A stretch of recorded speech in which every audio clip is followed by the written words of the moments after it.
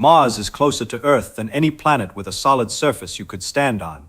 It has a 24.5-hour day, it has polar ice caps, it has seasons, it has canyons deeper than the Grand Canyon, and a volcano taller than anything we have got.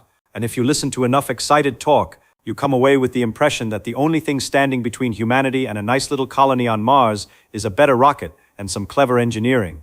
Build the habitat, ship the food, pressurize the dome. Done. Move in day. And I want you to sit with that idea for a moment because it sounds so reasonable. It sounds like the same kind of problem as building a submarine or a space station or a research base in Antarctica. Hard engineering, big budgets, but ultimately solvable. We put men on the moon after all. Surely Mars is just a longer trip with a bigger lunchbox.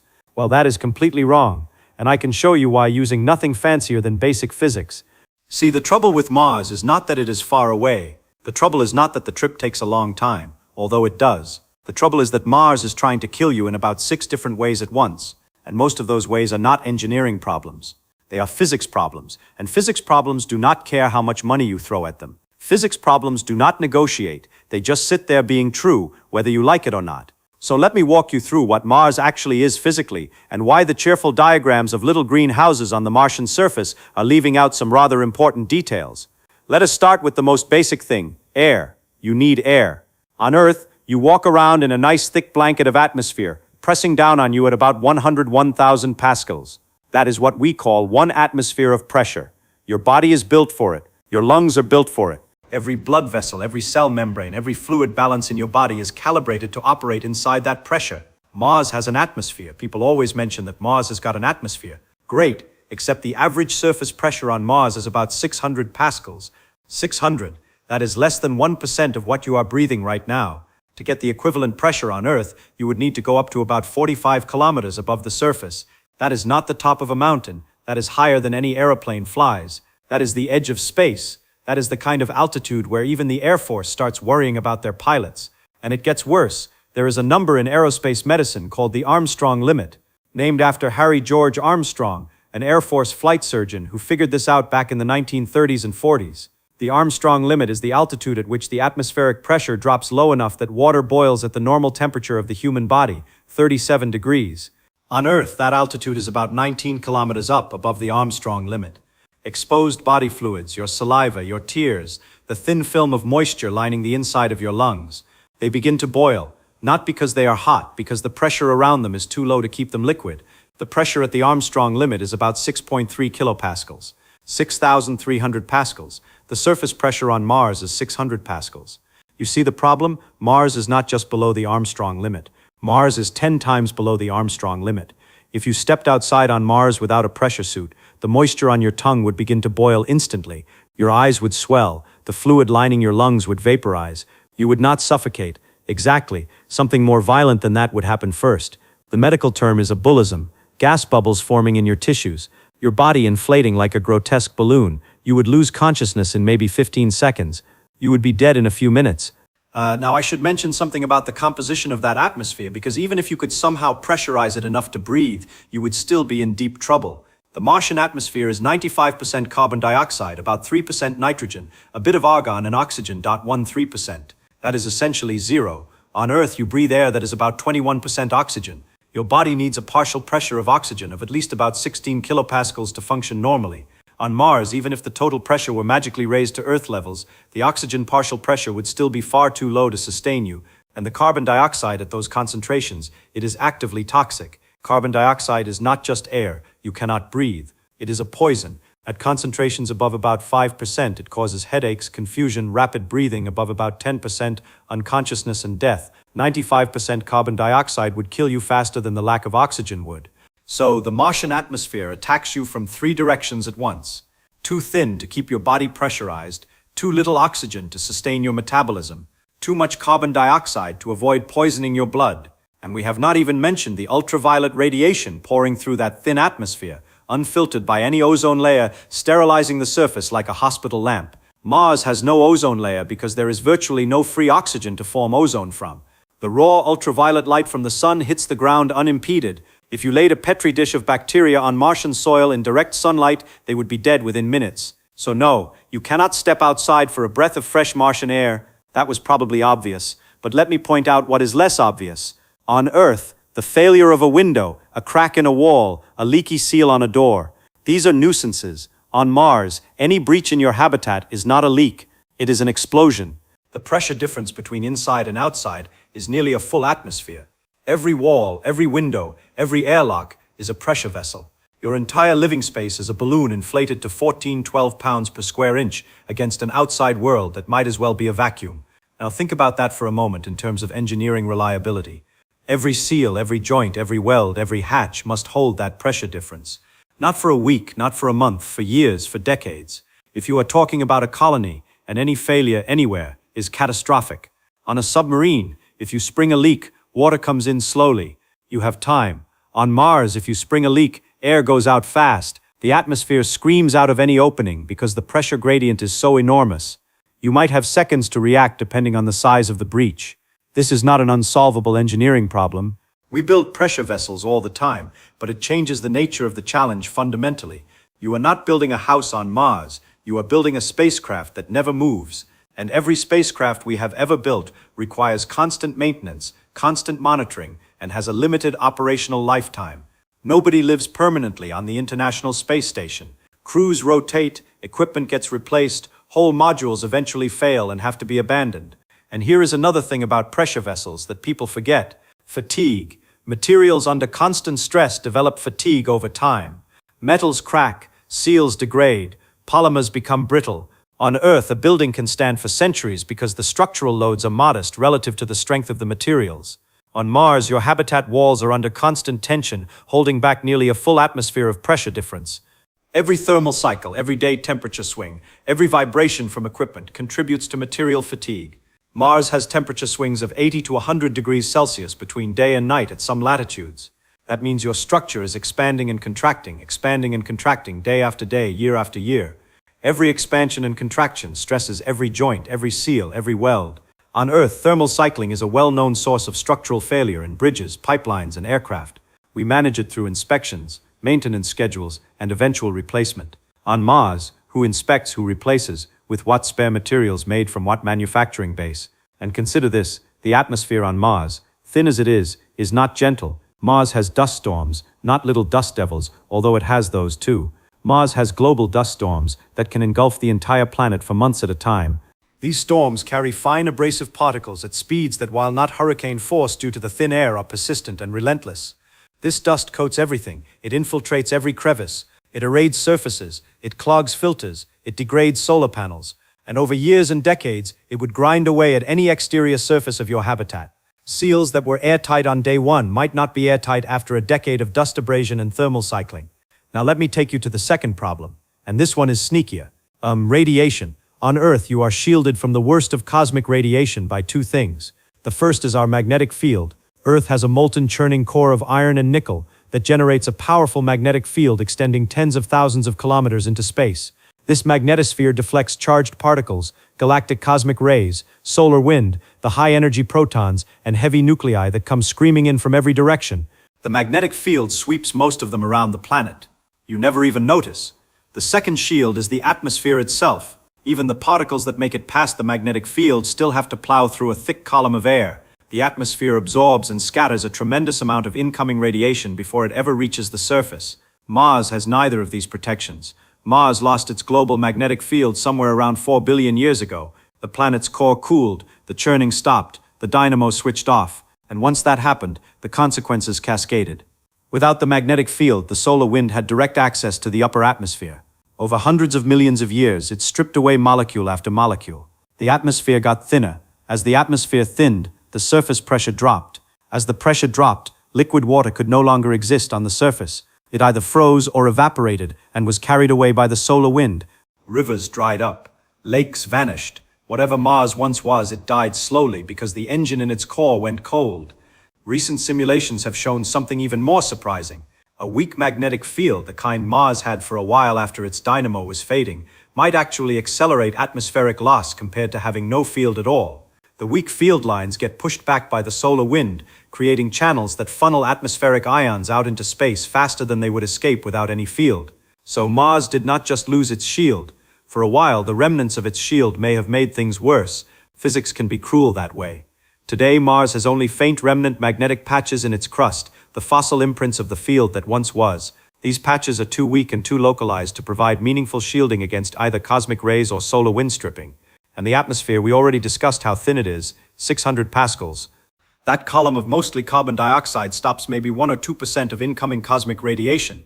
Compared to Earth's atmosphere, which is like standing behind a wall of lead, the Martian atmosphere is like holding up a sheet of tissue paper against a fire hose. So what hits the Martian surface? Two things, mainly. First, galactic cosmic rays. These are not coming from the sun. They come from everywhere else. Supernova remnants, active galactic nuclei, sources scattered across the galaxy and beyond. They are mostly protons, about 85% plus some alpha particles, and about 1% heavy nuclei. But that 1% of heavy nuclei is where the real trouble lives.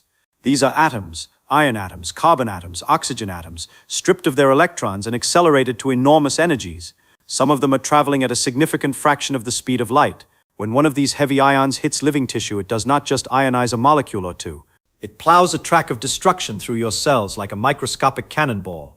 It breaks DNA strands, it shatters chromosomes, and unlike a dental X-ray where the energy is low and the damage is mostly repellable, these heavy ion impacts cause complex clustered damage that your body's repair mechanisms struggle with. The second threat is solar particle events. The sun periodically belches enormous clouds of energized protons, usually associated with solar flares or coronal mass ejections. Most of these particles are lower in energy than galactic cosmic rays, but they come in overwhelming numbers. A big solar event can deliver a huge dose of radiation in a matter of hours.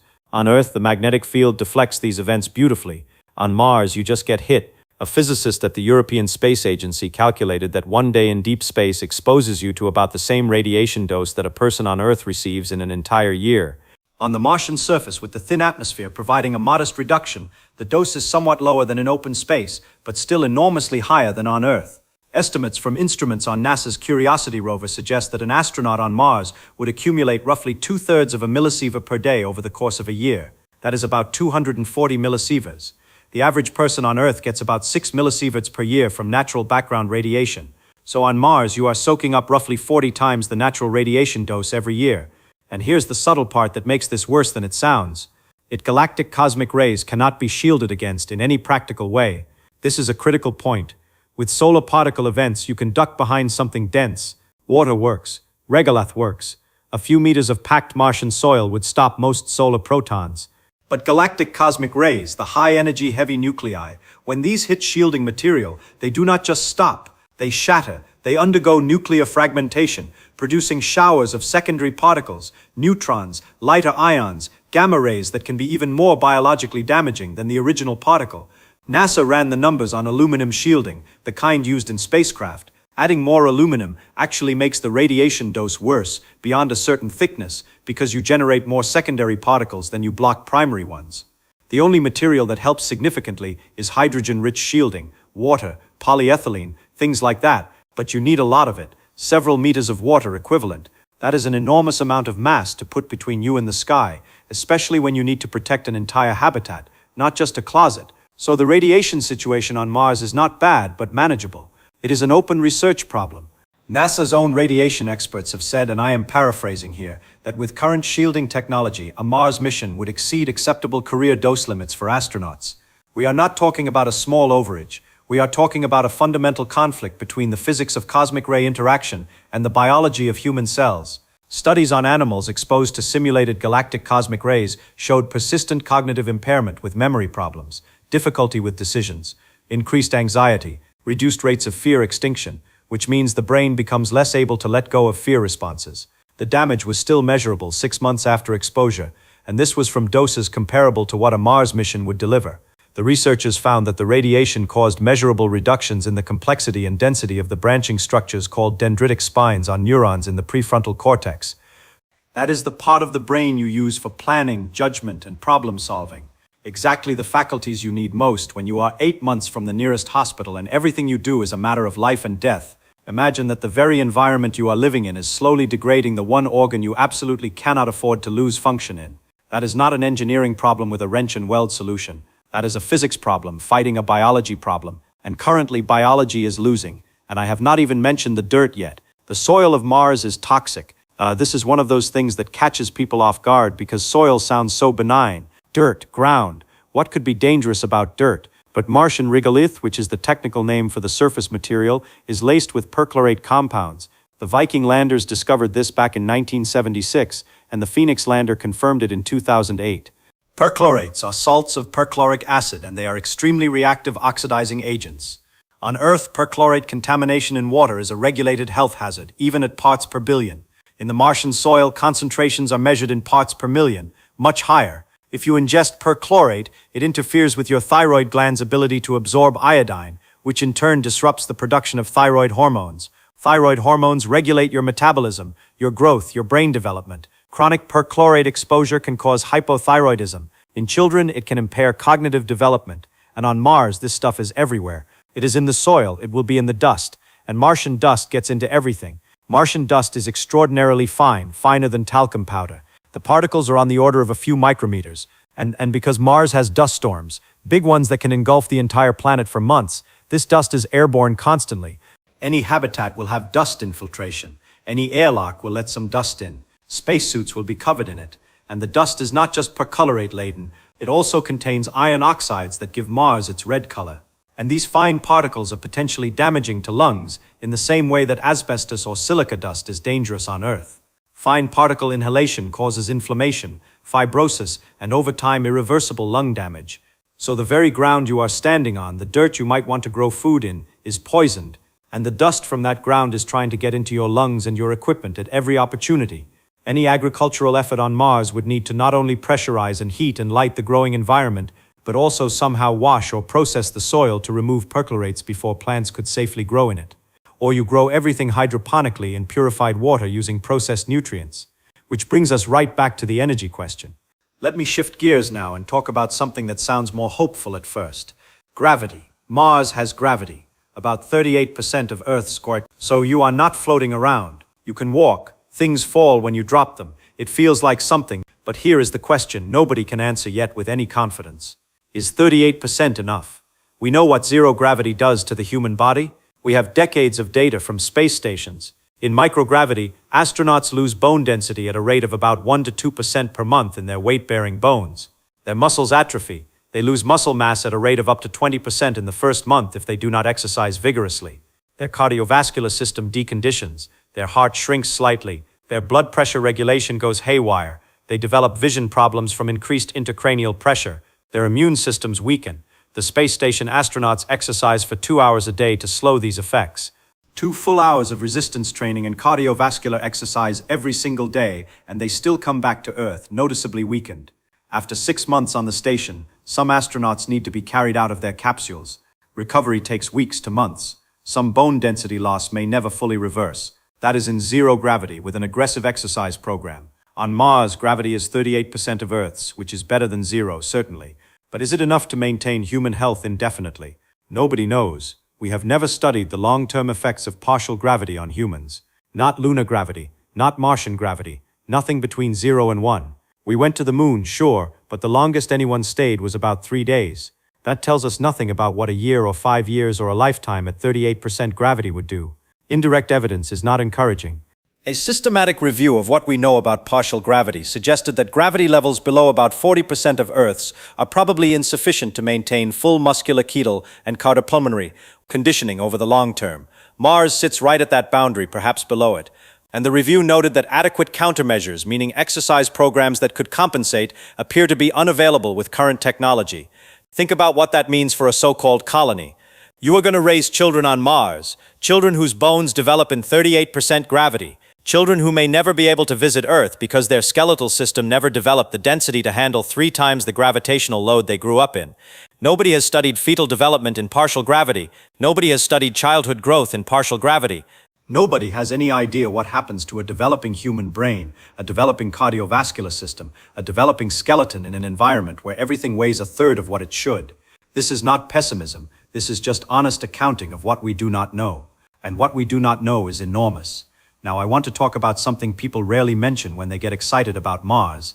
Energy. Everything on Mars requires energy. Heating your habitat requires energy, because the average surface temperature is around minus 63 degrees C. That is minus 81 F.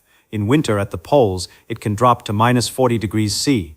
Cold enough that the carbon dioxide in the atmosphere freezes out as dry ice snow. You must heat your habitat continuously or everyone dies. Producing breathable air requires energy. The atmosphere is 95% carbon dioxide with only trace oxygen. You need to crack carbon dioxide molecules apart to get oxygen, or you need to electrolyze water, or you need to run biological life support systems with plants. All of these demand significant continuous power. Producing water requires energy. There is water ice under the Martian surface. Yes, particularly at higher latitudes, but it is mixed with soil. It needs to be excavated, heated, melted, purified. Continuous energy. Growing food requires energy. Mars gets about 43% of the sunlight that Earth gets because it is farther from the sun.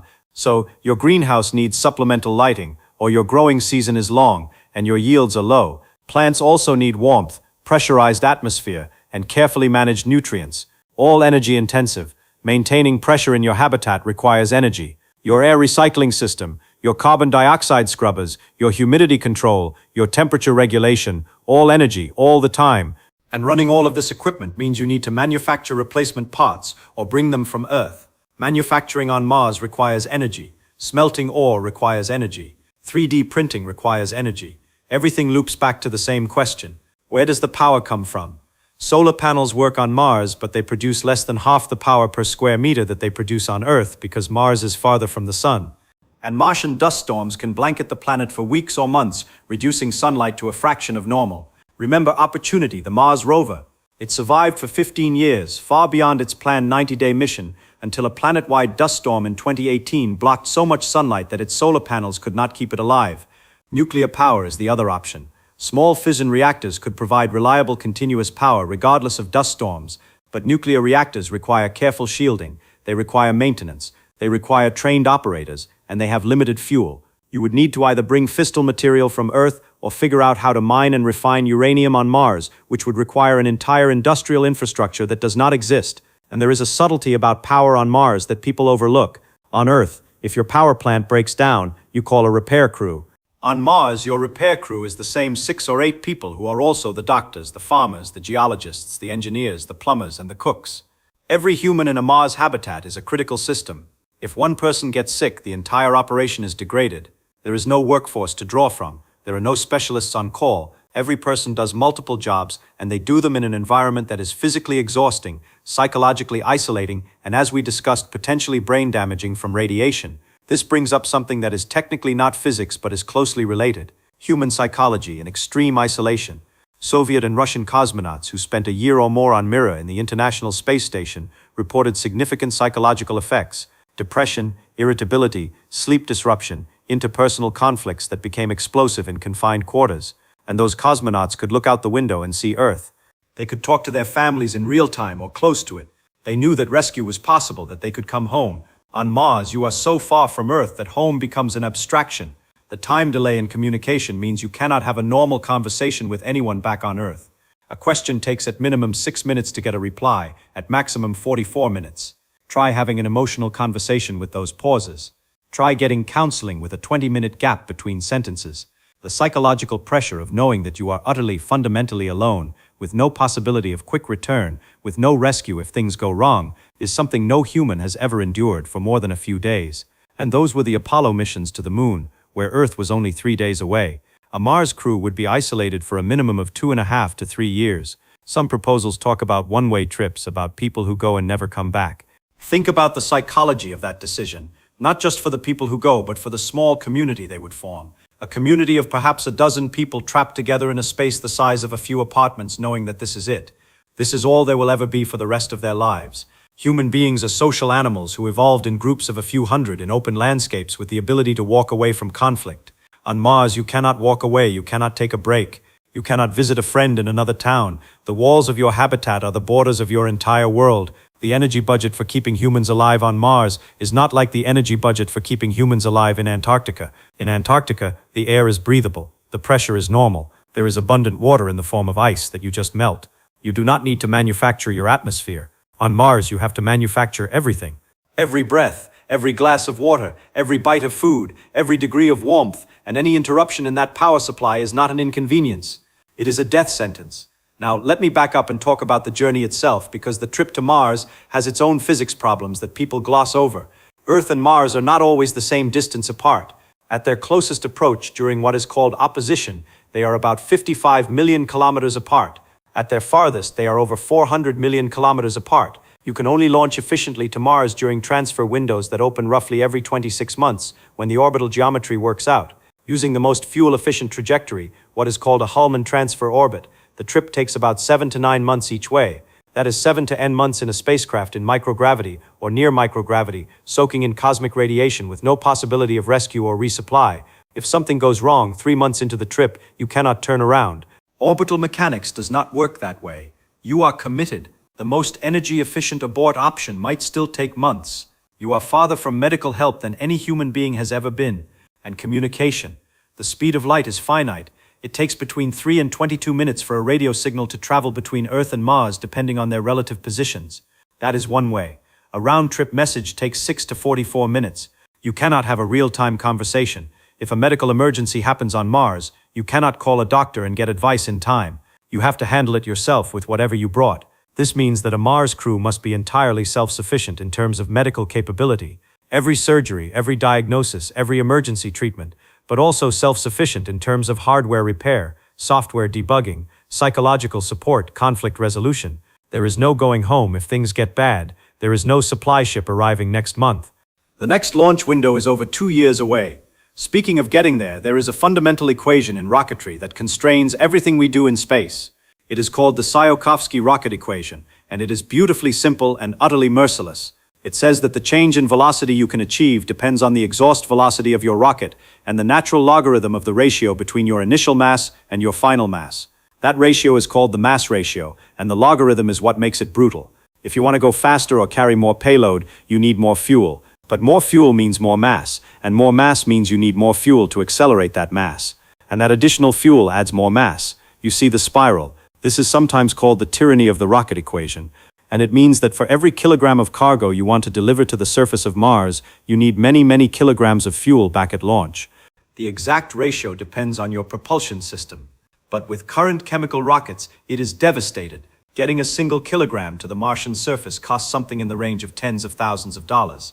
And that is an optimistic estimate. Let me make that concrete. A human being needs at a bare minimum about 2,000 calories of food per day. A kilogram of dry food provides maybe 3,000 to 4,000 calories, so one person needs roughly half a kilogram of food per day at minimum. That is about 180 kilograms per year. For 10 people, 1,800 kilograms of food per year. And that is just the food. You also need water, which can be partially recycled but not perfectly. You need spare parts, filters, medical supplies, clothing, tools, seeds, chemicals, electronics. A realistic estimate for the total consumables required per person per year on Mars, assuming substantial recycling, is somewhere around 1,000 to 2,000 kilograms. For 10 people over 2 years between resupply windows, that is 20 to 40,000 kilograms of consumables. And at current launch costs, delivering that mass to the Martian surface would cost somewhere in the range of hundreds of millions to billions of dollars per resupply, every 26 months. So when someone casually says we will ship supplies, remember that every kilogram of food, every spare part, every medical supply, every tool, every liter of water is obscenely expensive to deliver. A self-sustaining colony requires either complete self-sufficiency, manufacturing everything locally, or a continuous supply chain of staggering cost. And complete self-sufficiency requires an industrial base, mining, refining, manufacturing. That would itself require enormous amounts of equipment to bootstrap. Equipment that must also be shipped from Earth at those same staggering costs. Now, let me pull all of this together because I have been poking holes in the cheerful picture for a while, and I want to be fair about what I am actually saying. I am not saying humans cannot go to Mars. We probably can.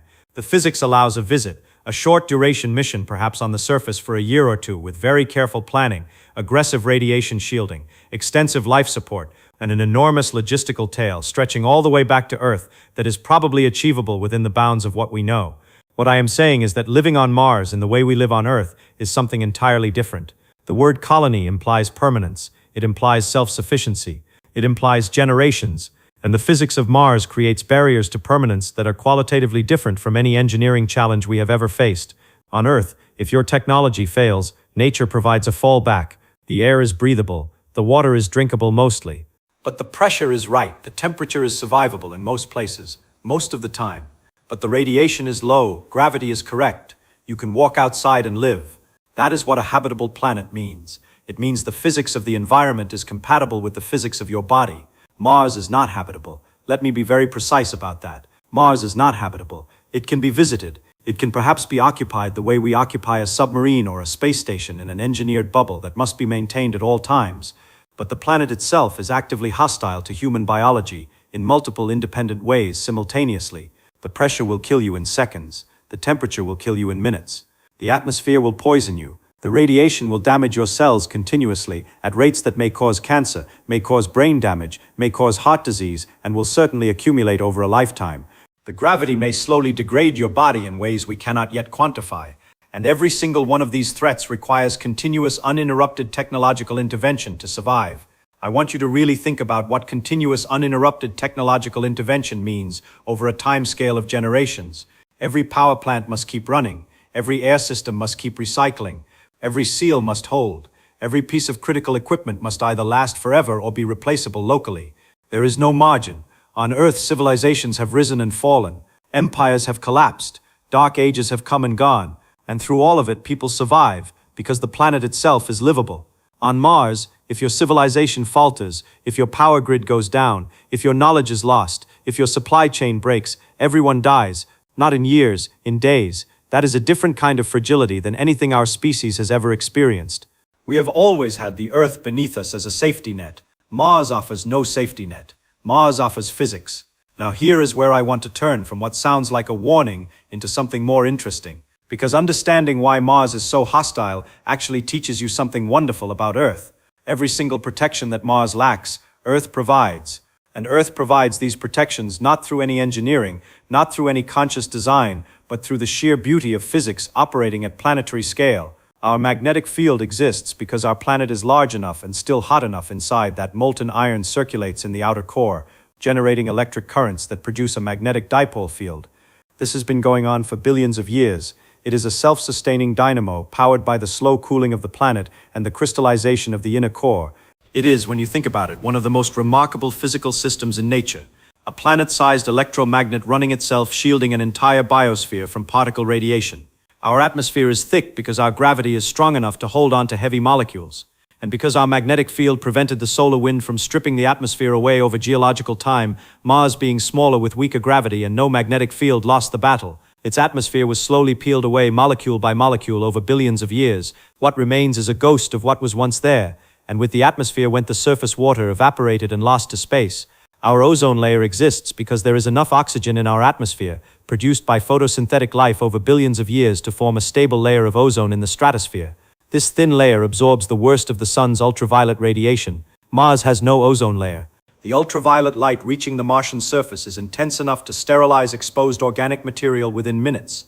The temperature of Earth is regulated by a complex interplay of greenhouse gases, ocean currents, albedo, and biological processes that have co-evolved over the entire history of the planet. This is not a thermostat you can build. This is a system of staggering complexity operating across the entire surface of a world. So when someone looks at Mars and says, "We will build a greenhouse, we will make some oxygen, we will make it work," they are proposing to replace with small machines in a small habitat what Earth accomplishes with a molten iron core, 5,400 kilometers across, an atmosphere weighing 5 quadrillion metric tons, a magnetic field extending 65,000 kilometers into space, an ozone layer maintained by the metabolic output of billions of organisms, and a biosphere that has been self-regulating for nearly 4 billion years. That is what you are replacing. The entire planetary infrastructure of habitability. I do not say this to mock ambition. Ambition is fine. Ambition is necessary. But ambition without physics is fantasy. And I would rather we were honest about what the physics says, so that when we do go to Mars, and I believe we will, we go with our eyes open. We go understanding that we are not homesteading. We are doing something more like deep-sea diving. We are visiting an environment that is not ours, that will never be ours in any comfortable sense, and that requires constant, vigilant, unforgiving technological support to survive. And, there is a habit in the way people talk about science and exploration that bothers me. They talk about conquering nature. We conquered the sky. We conquered the ocean. We will conquer Mars, but you do not conquer physics. You cannot beat an equation. You can work within it. You can find clever solutions that satisfy its constraints, but the constraints remain. Gravity does not negotiate. Pressure does not compromise. The speed of light does not make exceptions for emergencies. Mars teaches us this lesson with brutal clarity. It shows us exactly what a planet looks like when a few physical parameters are just slightly different. A little less mass, a little less iron churning in the core, a little less distance from the threshold that separates a living world from a dead one. And the result is a desert, so hostile that a human being, the most adaptable organism this planet has ever produced, cannot survive on its surface unprotected for even 1 minute. That to me is not discouraging, that is or inspiring. And because it means that the physics of Earth, the particular arrangement of mass and distance and chemistry and magnetic dynamics that makes this world livable, is not ordinary. It is not the default condition of rocky planets. It is something rare, something that emerged from specific physical processes operating over specific timescales, producing specific conditions that just happen to be compatible with the astonishing complexity of biological life. We are not guaranteed this. No law of physics says rocky planets must be habitable. Mars proves it. Venus proves it the other way. Too much atmosphere, too much pressure, too much heat. Earth sits in a narrow band of physical parameters, and within that band everything works. Step outside that band even a little, and you get Mars. And I think this is the real lesson. Not that Mars is impossible, but that Earth is improbable. What we have here is not the default state of matter in the universe. It is an extraordinary, unlikely, precious arrangement. A planet of the right mass at the right distance from the right kind of star, with the right internal dynamics to maintain a magnetic field, the right atmospheric chemistry to support liquid water and moderate temperatures, the right biological history to produce an oxygen-rich atmosphere, the right geological activity to recycle carbon and regulate climate over billions of years. Change any one of those parameters significantly, and you do not get Earth, you get Mars or Venus or something worse. And the laws of physics are the same everywhere. The same equations that govern the magnetic dynamo of Earth's core apply to Mars. Mars simply did not have the right initial conditions to sustain that dynamo. The same thermodynamics that keep our atmosphere in place govern the Martian atmosphere. Mars simply does not have enough gravity and enough magnetic protection to hold on. Physics does not play favorites. It does not care that you find Earth beautiful or that Mars looks exciting in photographs. It gives you the consequences of initial conditions, and then you deal with them. On Earth, the consequences happen to be compatible with beings like us. On Mars, they are not. So the next time somebody tells you that Mars is plan B for humanity, that if we mess up Earth we can always move to Mars, I want you to remember the numbers. 600 pascals, minus 63 degrees, 95% carbon dioxide, 0.13% oxygen, no magnetic field, 40 times the radiation, 38% gravity, 7 months away at minimum, and a supply chain that costs tens of thousands of dollars per kilogram. There is no plan B. There is one planet in this solar system where you can walk outside naked and survive, and you are standing on it. Everything we know about physics tells us to take very, very good care of it. I would like to know what you think about that. If you had to pick the single biggest physics barrier to living on Mars, not visiting living, which one would you choose? I am curious to hear your reasoning.